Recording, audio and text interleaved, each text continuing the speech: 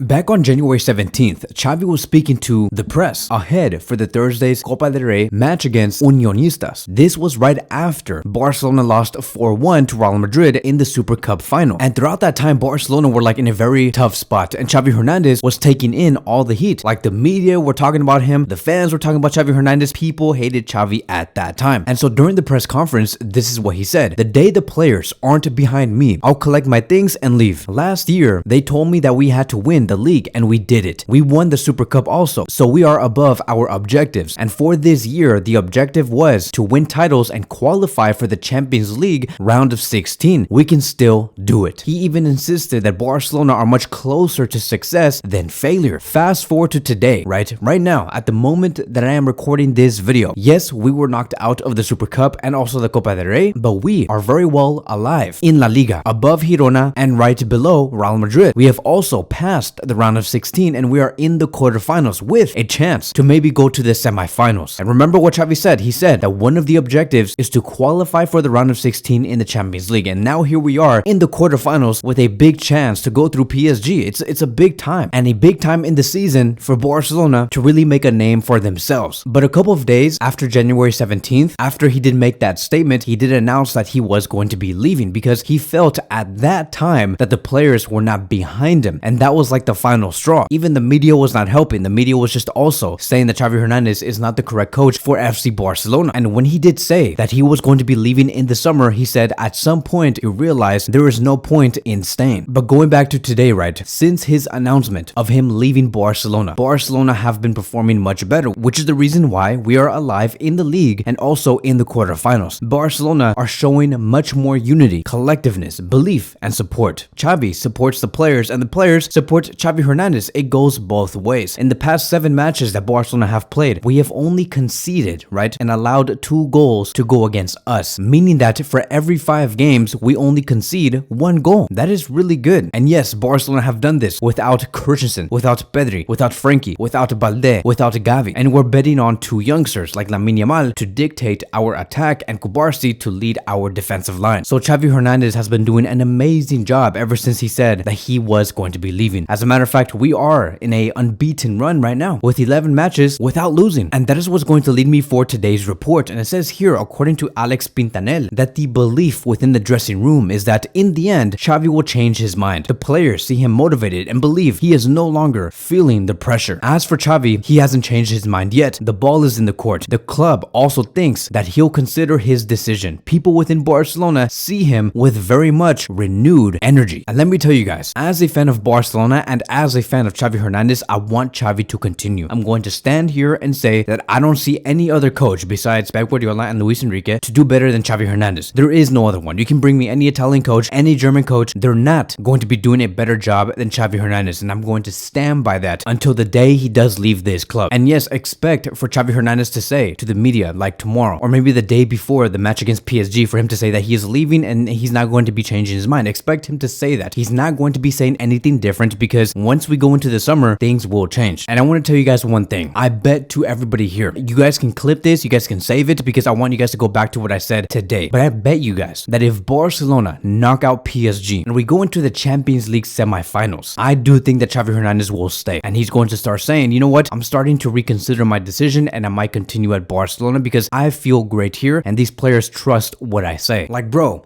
who in the fuck just says, thank you, Xavi Hernandez, but we're gonna want you to leave after making us win all of these trophies? Xavi Hernandez is like a miracle worker with what he's doing right now, with the squad that he does have, and the amount of injuries that has been occurring. Like really, who's going to let Xavi Hernandez go after him taking this squad to the Champions League semifinals? But let me regress. Let's just assume, like I have always said, that Xavi does leave. That no matter what, Xavi leaves. We don't care if Xavi wins the Champions League and La Liga. Let's just say the media and the toxic fans of Barcelona win. The coach that continues to be considered the most to replace Xavi Hernandez, it is Hansi Flick. Out of everybody else, out of Tuchel, out of De Zerbi, out of Klopp, out of Guardiola, out of whoever, Hansi Flick has been the main man to replace Xavi Hernandez. And this is where the next big report does come in. It says here, according to Tony Juan Marti, that Hansi Flick is willing to wait for Barcelona. Despite heavy interest, his priority is to wait until he knows 100% what's going to happen in Barcelona. In parallel, he's been following their matches and informally working on potential tactics tactics and tweaks that he could make. And that's very interesting because like what other coach is already preparing for a potential job? Then 21 Marty continues, his agent Pini Xavi is aware of the club's plan, which is that no firm decision will be taken while the team is alive fighting for a title. The whole focus is right now towards the Champions League, but the club knows how much Flick wants to come. And I'm going to be very honest here. The amount of dedication that Hansi Flick is having with his agent to join us, to come to Barcelona, I'm like, dude, like this guy really is dedicated. Like he must know something. He must have like some grand master plan on knowing how to get Barcelona to the next level. Like he's dying to come over here. I haven't heard not a single other coach that's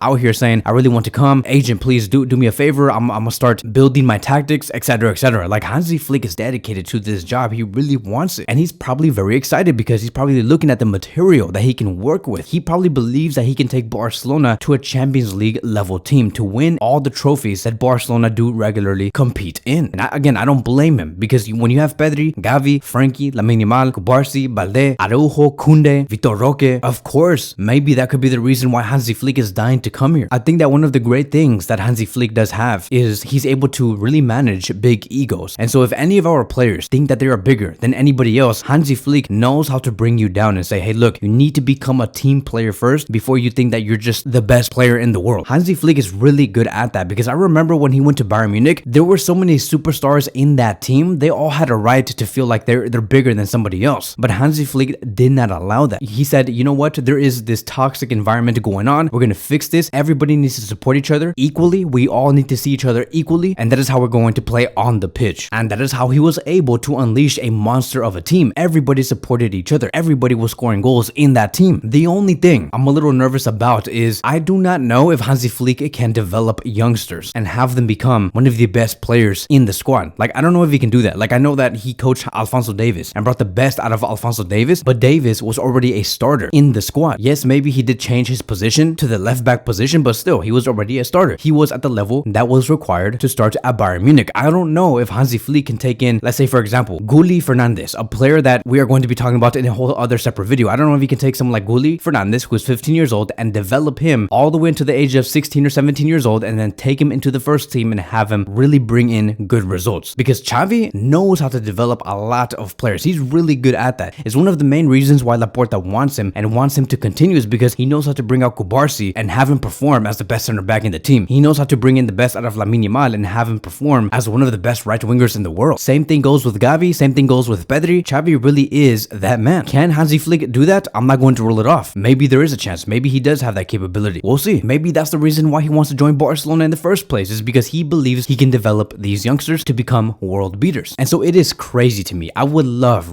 to be the fly on the wall and really like spy on Hansi Flick to see what he's writing on his notes, the tactics, the tweaks that he would make at Barcelona. Like, what I really wonder what his ideas are going to be. Like, I would assume that he's probably writing, okay, how is Barcelona going to defend when they lose the ball in the attack? How is Barcelona going to defend counters? How are they going to use the pausa tactic? Is he going to value the pausa tactic in his team? How does he see Lewandowski? Does he believe in the 4-2-3-1 formation? Because if he does, if he uses the 4-2-3-1 formation at Barcelona, that is going to rule off Felix for sure. Felix cannot play in a 4-2-3-1 system with him playing as a left winger. There's no way. He's going to be saying, I know Felix is on loan and that is why I want him out. I don't need him. I need a real left winger in my 4-2-3-1 system. I would also assume that he's projecting the type of signings that Barcelona can make in the future. Maybe he's saying, okay, I want German players. I want Barcelona to be much more German, because that is just how every coach works. Because I remember when Ronald Koeman came in, he's like, I want Wijnaldum, I want Memphis Depay, I want to bring in some other center back like De Ligt. Like, he was trying to make Barcelona very Netherlands. The same thing is happening with Xavi Hernandez. He wants Zubimendi, he wants some other Spanish central defensive midfielder, he wants Nico Williams, a lot of Spanish players. It's very normal. So when Hansi Flick comes in, he's going to be asking for a couple of German players. So he could be asking for Florian Wirtz, Musiala, maybe Noah Darovic, who is coming through the academy, and say, I want you to come to the first team because I trust you. He's going to be saying things like that. That is just how it is. In the end, it's very interesting. And we'll see what happens. I cannot wait for that game against PSG, because let me tell you, that game is going to tell us a lot. It's going to tell us so much on what our future is going to look like for the next 2 or 3 years. Because if Barcelona can deliver, if we can knock out PSG convincingly, play with a lot of enthusiasm, confidence, entertainment, I can for sure tell you and promise you that Xavi will continue. There's going to be so much excitement at Barcelona, and I just cannot wait. But that is going to be wrapping up today's YouTube video. Thank you guys so much for watching, and I will see you guys in the next one.